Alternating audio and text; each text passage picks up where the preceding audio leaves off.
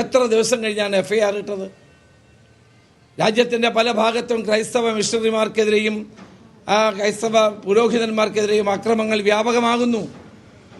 ഒരു ഭാഗത്ത് ക്രൈസ്തവ മതമേലധ്യക്ഷന്മാർക്ക് നേരെ അക്രമങ്ങൾ നടത്തുന്നു, മറുഭാഗത്ത് അവരെ താലോലിക്കാനും അവരെ കൂടെ നിർത്താനുള്ള ശ്രമം നടക്കുന്നത്. ഇതാണെന്ന് കേരളം കണ്ടുകൊണ്ടിരിക്കുന്നത്.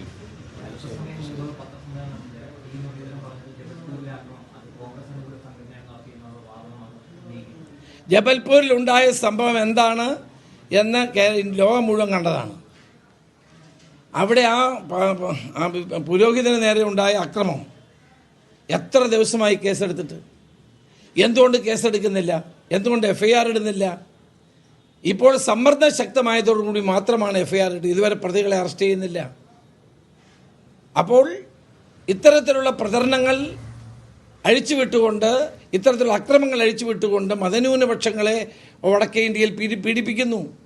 ഇവിടെ മുനമ്പത്ത് വന്നുകൊണ്ട് അവരുടെ രക്ഷകരായി നടിക്കുന്നു. ഇതാണ് നമ്മൾ കണ്ടുകൊണ്ടിരിക്കുന്നത്.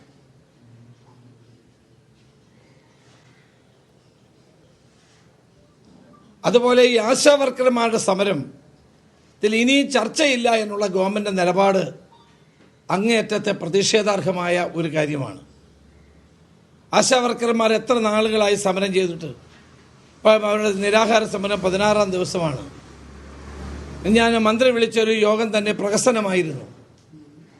ഇപ്പോഴും മുഖ്യമന്ത്രി യോഗം വിളിക്കാൻ തയ്യാറാകുന്നില്ല.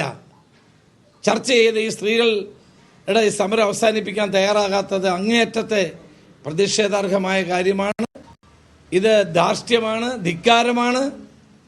കേരളത്തിലെ ജനങ്ങൾ ഇത് നോക്കിക്കാണുന്നുണ്ട് എന്നുള്ളത് അവർ മനസ്സിലാക്കണം.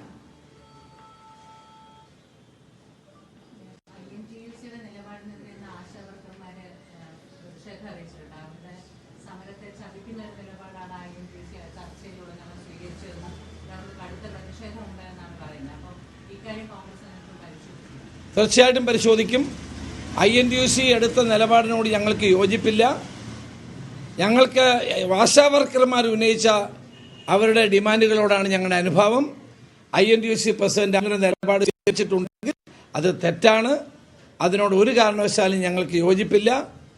അത് എന്താണെന്ന് പാർട്ടി പരിശോധിക്കട്ടെ. ആശാവർക്കർമാർ ഉന്നയിച്ച ആവശ്യങ്ങൾ ഗവൺമെന്റ് മാധ്യമങ്ങളോട് പ്രതികരിക്കുന്നത്.